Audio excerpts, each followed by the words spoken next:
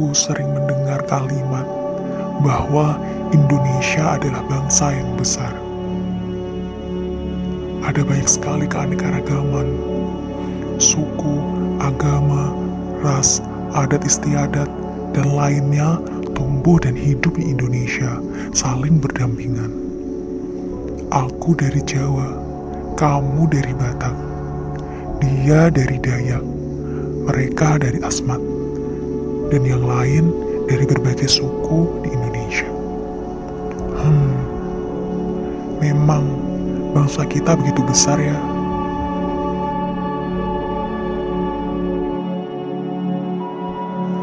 Negara Indonesia, negeri yang begitu elok dan permai. Aku hidup di lingkungan yang katanya orang-orangnya begitu ramah.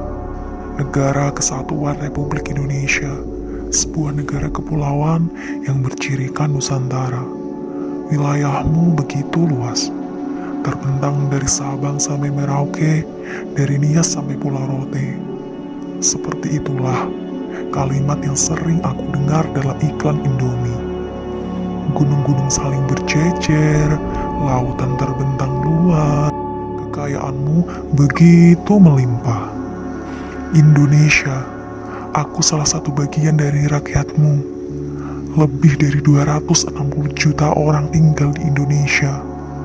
Ada sekelompok orang atau beberapa kelompok yang kita sebut sebagai pemerintah. Mereka yang mengatur kehidupan negara agar yang menjadi tujuanmu dapat tercapai. Bangsa Indonesia, negara Indonesia, aku cinta engkau. Kata bangsa dan negara sering aku dengar. Lalu apa sih yang dimaksud dengan bangsa dan negara itu? Pernahkah kalian berpikir apa itu bangsa dan apa itu negara? Mungkin beberapa di antara kalian tidak pernah berpikir tentang hal itu, atau bahkan tidak ingin tahu. Kalau begitu, mari kita belajar bersama mengenai hakikat bangsa dan negara.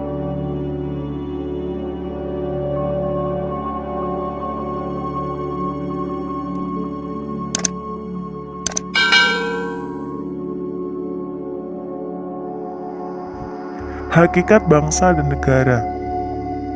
Nah, kita akan belajar mengenai pengertian bangsa terlebih dahulu. Bangsa, menurut Ernest Renan, bahwa bangsa adalah suatu nyawa, suatu asas akal yang terdiri dari dua hal, yaitu pertama, rakyat dahulu bersama-sama menjalani suatu riwayat. Kedua, rakyat sekarang harus mempunyai kemauan, keinginan hidup menjadi satu. Kemudian menurut Otto Bauer bahwa bangsa adalah sekelompok manusia yang terbentuk karena mempunyai suatu kesamaan karakter atau watak.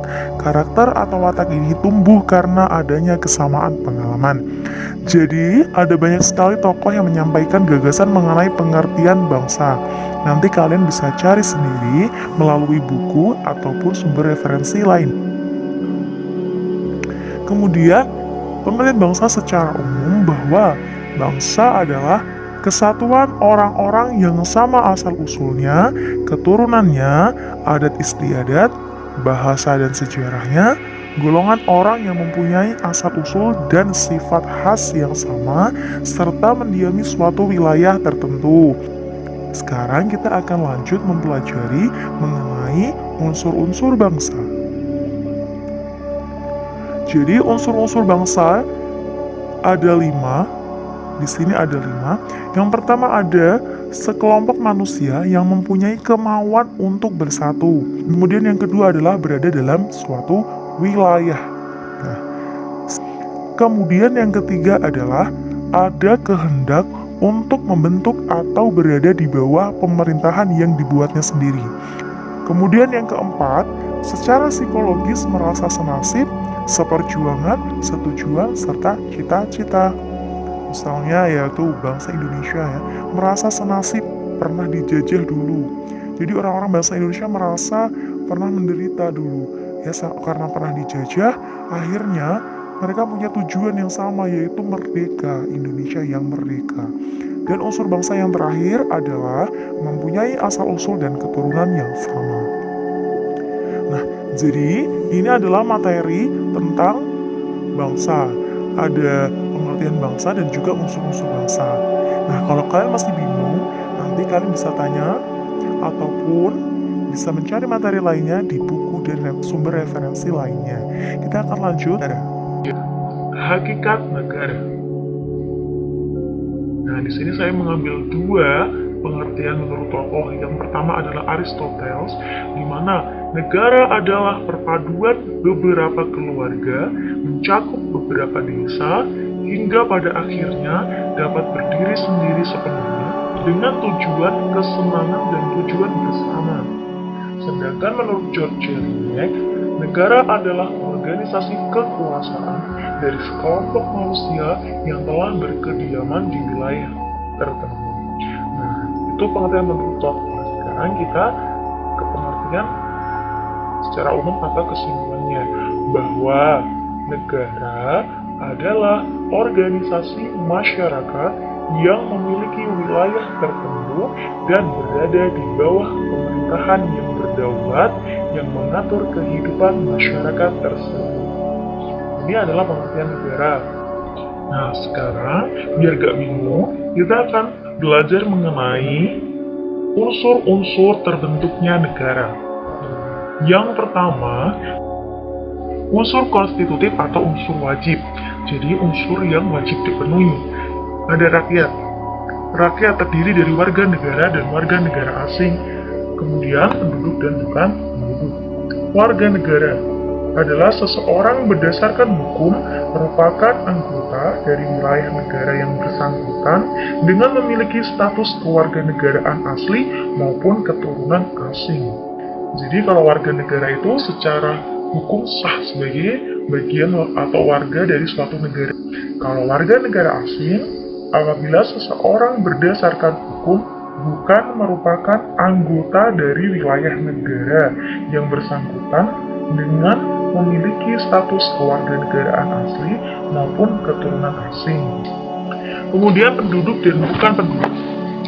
Penduduk adalah orang yang bertempat tinggal atau mendiami suatu wilayah negara dalam jangka waktu yang cukup lama.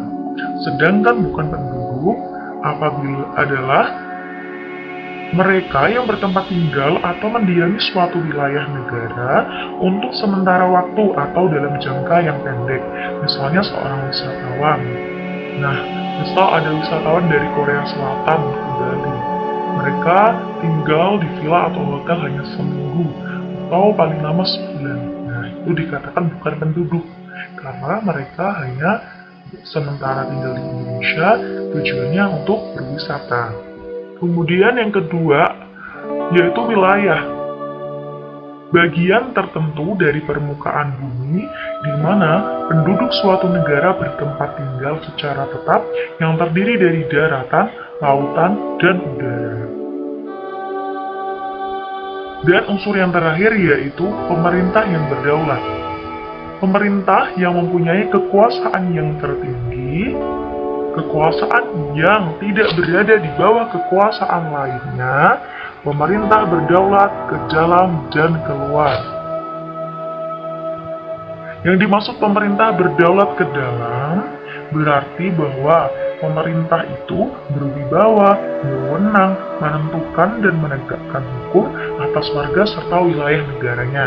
Sedangkan kalau berdaulat keluar, bahwa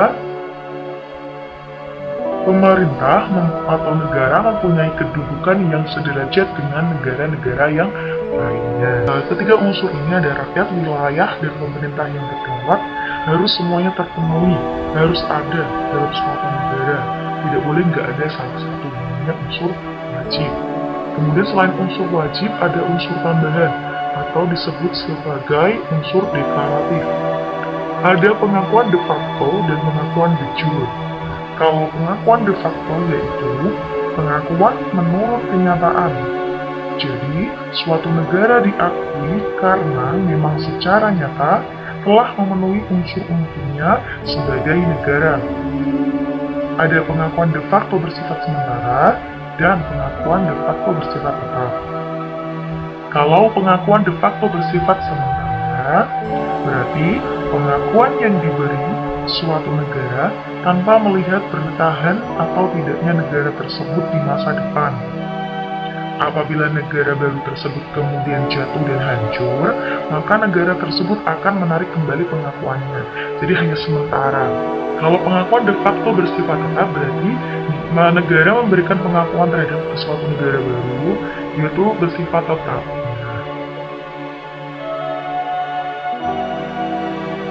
Kemudian kita lanjut ke pengakuan de jure.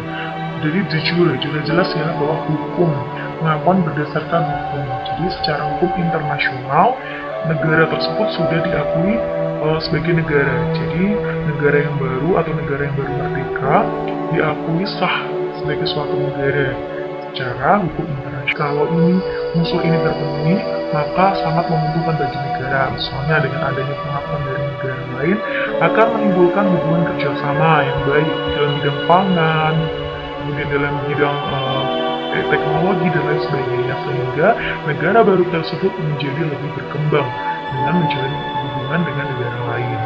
Sekarang kita akan lanjut mempelajari mengenai sifat negara. Sifat negara terdiri dari 3. Yang pertama sifat memaksa, yang kedua sifat monopoli, dan yang terakhir sifat mencakup semua.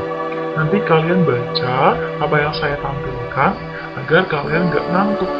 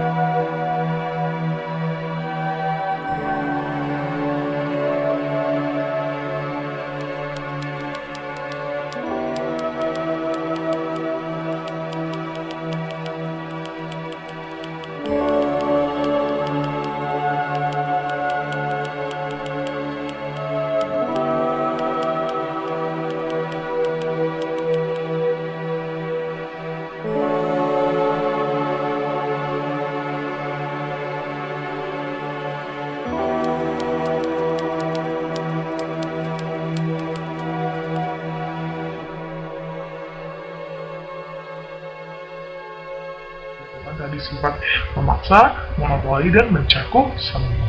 Sekarang kita lanjut ke tujuan negara.